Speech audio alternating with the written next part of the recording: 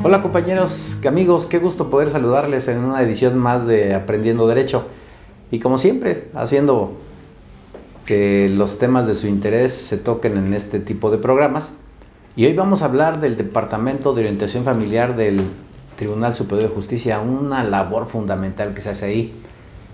Pero ¿quién mejor que quien ha estado ocupando la titularidad de ese departamento en la zona oriente, que es la maestra Berta Paredes Loyola, una gran amiga que tiene años dentro del Poder Judicial y que además seguramente nos va a poder contar muchísimas cosas, para qué sirve, qué función tiene, cómo opera. Así que es para nosotros un gran honor recibir en esta institución a la maestra Berta Paredes. Qué gusto verte, amiga. Pues muchísimo gusto, doctor, y gracias por la invitación. La maestra Berta Paredes tiene una experiencia bárbara. ¿Cuánto tiempo ha estado en el Poder Judicial? Ya muchos años, ¿no? Yo llegué al Tribunal Superior de Justicia cuando estaba en el 9º semestre de la Facultad de Derecho de la Universidad del Estado de Morelos. Soy egresada de la UAM. De la UAM. A mucha honra.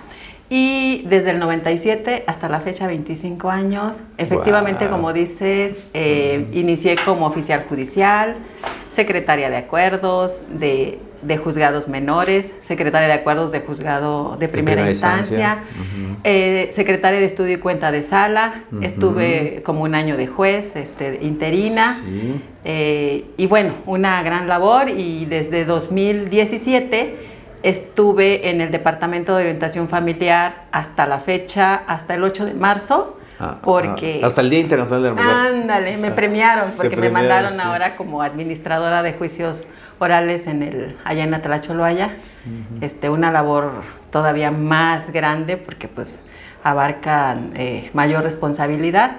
Sin embargo, el tiempo que yo estuve en el Departamento de Orientación Familiar Zona Oriente fue una responsabilidad y un aprendizaje impresionante. Fíjate que antes de yo llegar al Departamento de Orientación Familiar, yo estaba con un magistrado resolviendo materia penal. ¿Estabas proyectando? Estaba haciendo proyectando sentencias. Efectivamente, estaba haciendo sentencias, que yo me iba un poquito más por la materia penal. Con este magistrado llegué y me dijo, bueno... Aunque has estado mucho tiempo en civil también, ¿no? Sí. Civil y penal. Sí, y ya con este magistrado me dice, bueno, aquí tienes que proyectar o hacer sentencias en materia civil y familiar. Sin embargo, sin querer, eso fue como el aprendizaje otra vez a la materia familiar. Y algo que descubrí, estando tanto en materia familiar como penal, que la materia familiar es la más difícil. Sí, coincido Ser contigo. jueces familiares realmente es un enorme compromiso, una enorme responsabilidad. Se requiere mucha sensibilidad, ¿no? Exactamente, se requiere muchísima sensibilidad y mucho apoyo, y ahí es donde entramos nosotros. Ok, a ver, entonces vamos a ir por partes. O sea, llegan dos personas en una controversia ante un juez a disputarse el divorcio, distribución de bienes, custodia de hijos, pensiones alimenticias. Es muy complicada la labor que hacen los señores jueces, porque no solamente aplicar la ley, ¿no? La sensibilidad. Sí. Y entonces, ¿cómo el Departamento de Orientación Familiar le ayuda? ¿Cuál es la función? Ahí vamos.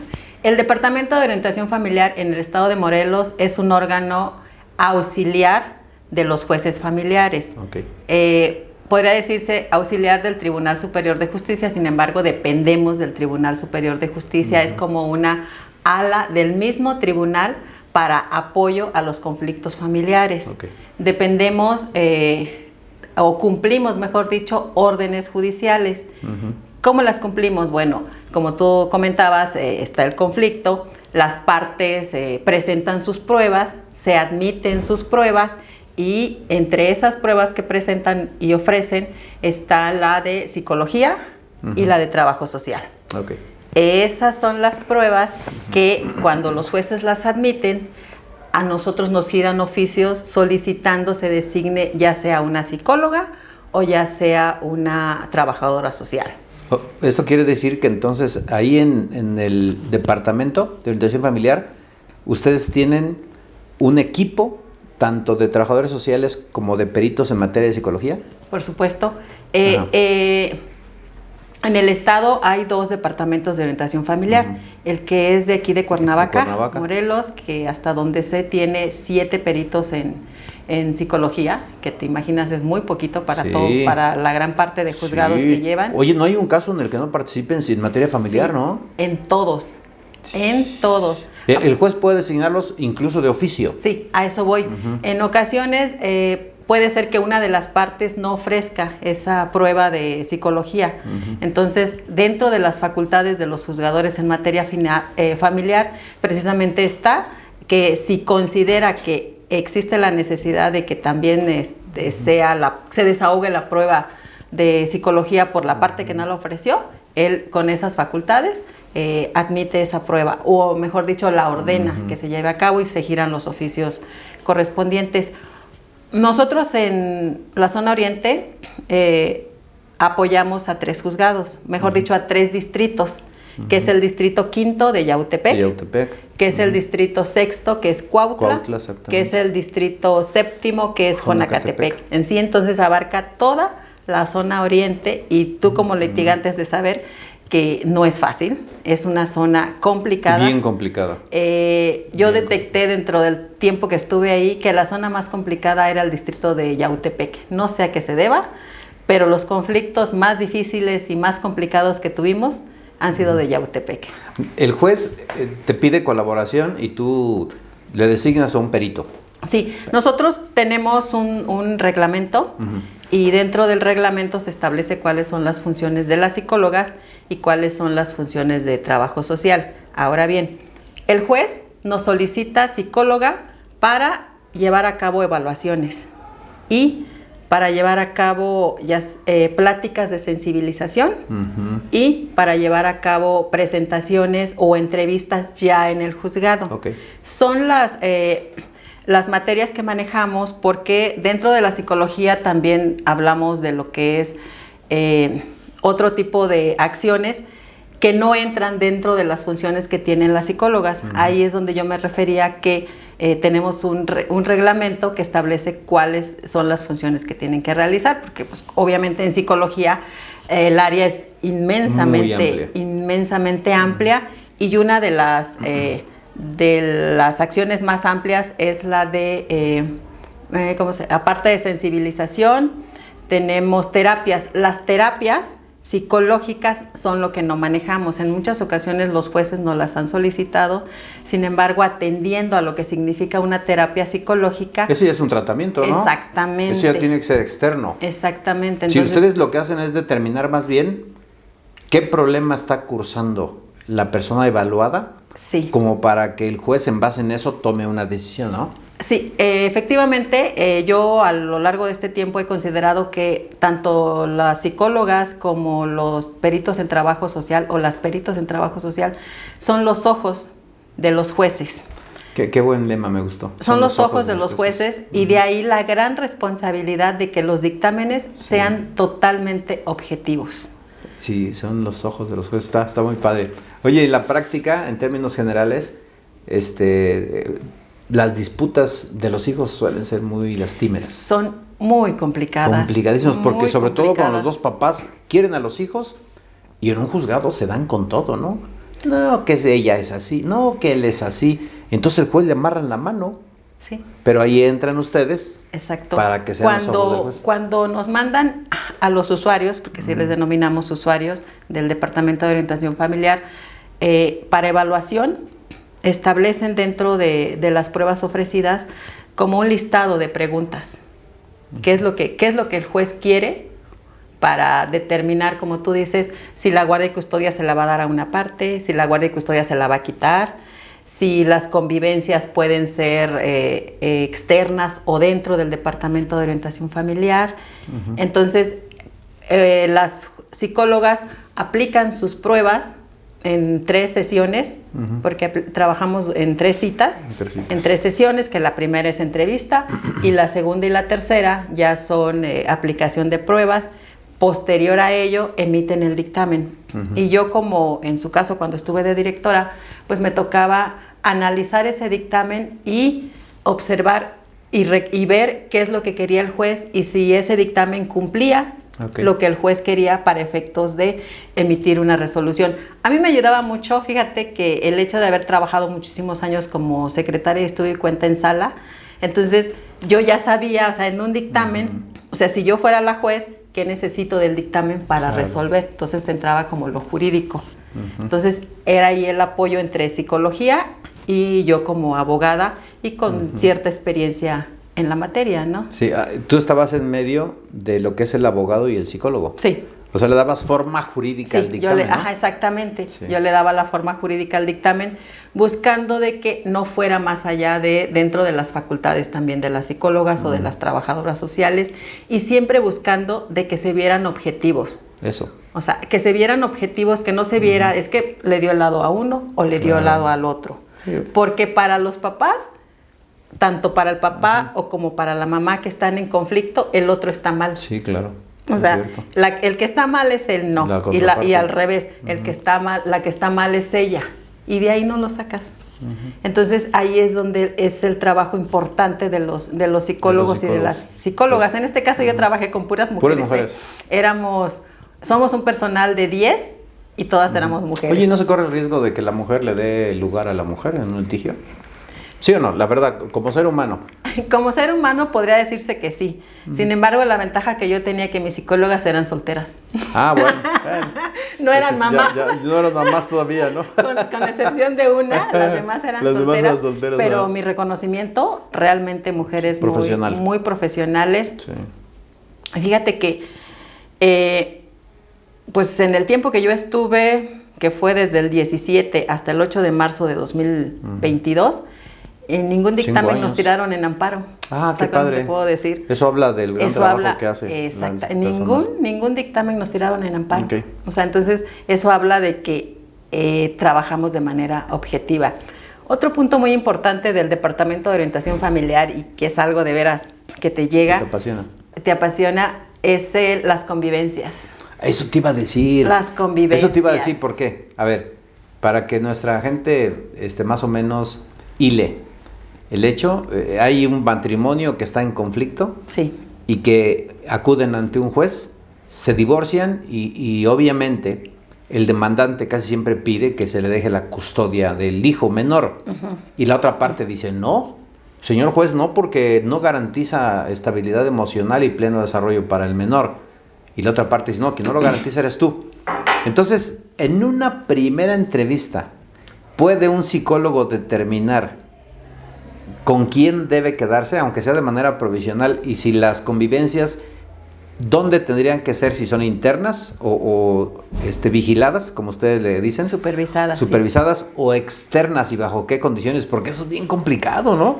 Llegar a un punto neutro. Fíjate que eso lo vemos eso se ve en las audiencias de entrevista que se llevan en los juzgados.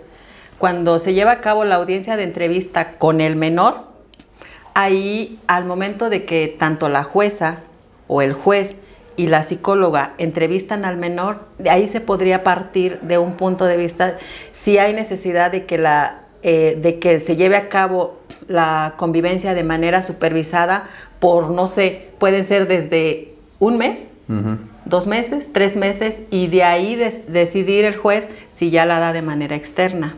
O sea, en esa audiencia de entrevista o presentación, como le llaman en los juzgados familiares, esa participación de las psicólogas es muy importante porque, bueno, ahí ellas, una vez que escuchan a las o los menores de edad, pues emiten una conclusión y sobre eso el juez decide de manera provisional las convivencias. Sí, ¿y cómo detectar una alienación? Al instante, qué complicado eso, ¿no? En la primera entrevista. Yo, o sea, de la experiencia que tengo, considero que en la primera entrevista sería muy prematuro. Muy prematuro decir que existe. ¿Por qué? Porque tú lo sabes que litigas eso, que pueden suceder muchos factores, que a lo mejor no se trata de una alienación, sino solamente simplemente miedo del menor o de la menor, y sería como muy aventurado decidir en ese momento que estamos hablando. Pero qué difícil, porque si la juez va a tomar decisión, o el juez, de ver a quién se lo deja, tiene que escuchar al perito, sí, y el perito tiene que ver quién garantiza el menor daño posible. Tiene mucho que ver lo que dice el menor. Ahí vamos. ¿Sí se le escucha a los menores? Sí. ¿De qué edad para arriba? ¿Con que hablen y ya o hay una edad determinada? O sea, la madurez ya ves que no varía, no se ve a través de la edad. A lo mejor hay niños de 2 años que su madurez es más avanzada, o a lo mejor hay niños de 4 años que todavía no han despertado. No han despertado todavía. Sin embargo, se escucha, la psicóloga dice, bueno, sí puedo escuchar al menor, sí puedo emitir alguna conclusión atendiendo a la edad. O sea, eso es en el momento. Varía muchísimo, o sea, sería aventurado decir a partir de tal edad a tal edad. Los niños actualmente sorprenden porque por cuestión de la pandemia se suspendieron las convivencias presenciales y entramos a las convivencias virtuales a través de una aplicación del tribunal que se llama Webex. Al principio considerábamos que los niños que podían llevar convivencias o podían llevar una convivencia a través de este medio electrónico eran, no sé, a lo mejor de 6, 7, 8 años hacia adelante. Pues, ¿qué crees? Nos sorprendimos porque niños de 2 años ¿Ya están conectados? Ya podían llevar a cabo una convivencia virtual, obvio, siempre y cuando tuvieran el apoyo de la otra parte. O sea, para que a lo mejor va corriendo y la otra parte va con el teléfono siguiéndolo para que el niño conviva, no pierda la convivencia con el papá. Entonces, de ahí te digo que los niños sorprenden, ¿no? Entonces, el más chiquito que tuvimos, al menos en Cuautla, fue un niño de 2 años, 8 meses en convivencia. Que convivía con su papá por teléfono. Exacto. Se pone la imagen y, hola papi, ¿cómo estás? Sí, exacto, exactamente. Híjole, pero al ser humano como que le falta el apapacho, ¿no? ¿Verdad? No, por claro, supuesto. Por la virtualidad tuvimos que hacer una modificación, pero una convivencia a través de una llamada. Es efectivamente esa parte del apapacho, del abrazo, del sentimiento personalizado. No lo tiene una convivencia virtual, sin embargo, fue la solución en el momento. Claro. Era mejor eso a que no los vieran. Sí. Los niños, de una u otra manera, cuando van teniendo conciencia, 7, 8 años, 10 años, que ya más o menos conocen inclusive la problemática en su casa, seguramente ustedes se sorprenden cuando encuentran que puede estar mejor con la mamá, en un entorno que le permita un sano desarrollo, pero él quiere estar con el papá porque le conviene, porque le compra el celular, porque no le exige, porque le deja todo el tiempo en posibilidades de estar en el chat y todo eso, ¿no? Sí, ahí ¿qué crees que entra? Ajá. Ahí entran las evaluaciones a los menores. Cuando el juez, manda al menor, ya sea de 5 o 6 años en adelante, a la evaluación psicológica, ahí entra el trabajo de las psicólogas para cuando les preguntan dónde se sienten, por qué no se sienten bien con uno o por qué se sienten bien con otro. Entonces, a lo mejor en la primera entrevista el niño va como, es que yo quiero estar con mi mamá.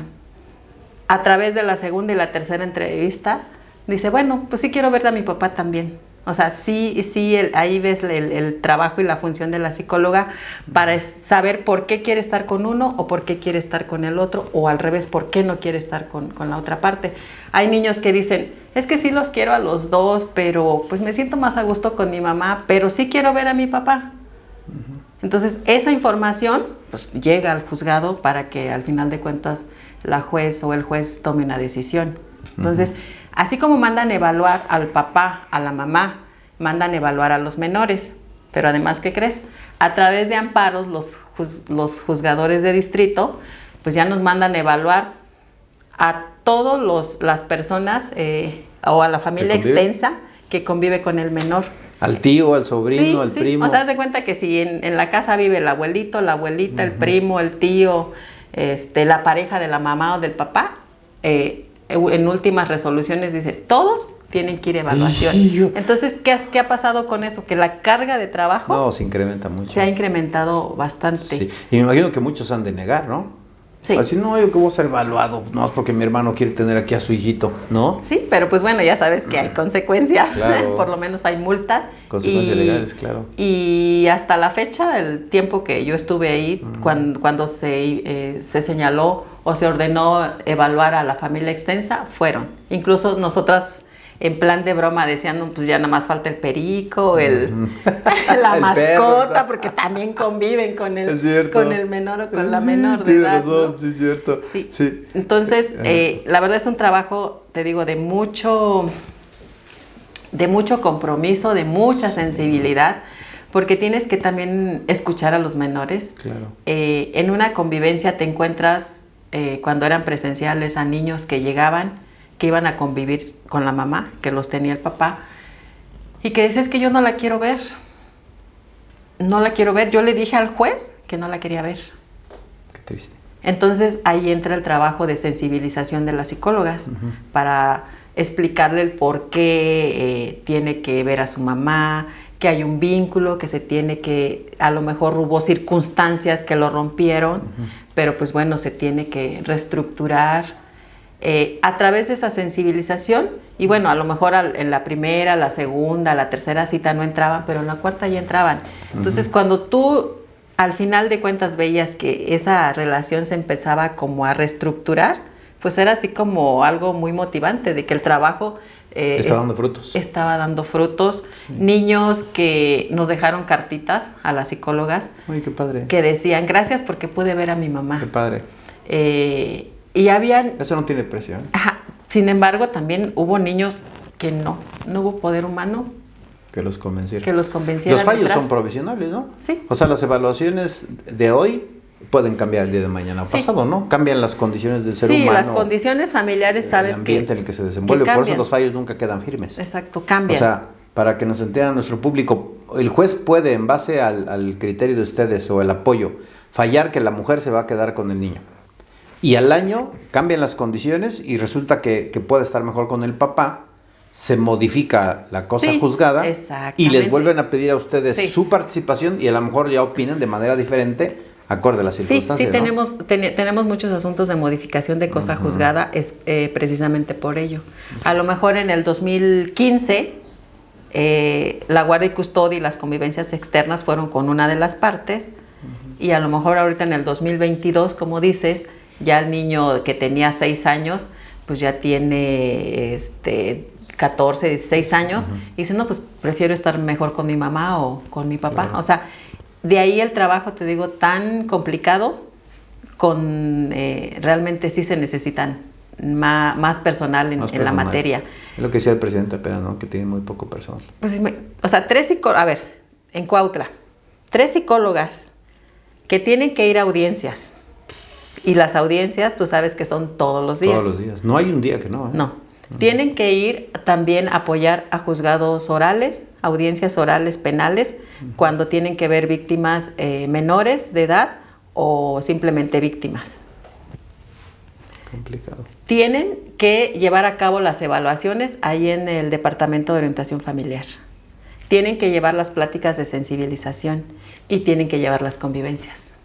¿El derecho para convivir con los hijos es de los padres o es de los hijos para que sus padres convivan con ellos? Es de los hijos.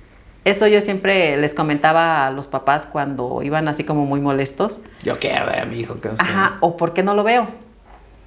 Señor, o sea, la otra parte lo tiene que ver, o señora, la otra parte lo tiene que ver porque es un derecho del menor, no de ustedes. Inclusive abogados, que también luego nos encontrábamos, que iban a reclamar. Que iban a reclamar que tenían todas las, decían, es que yo conozco a fulano, a perengano, sí señor, pero le repito, usted es abogado, el derecho de convivencia lo establece la Corte como un derecho de los menores de edad, con papá o con mamá, o con la familia extensa, no es de los papás.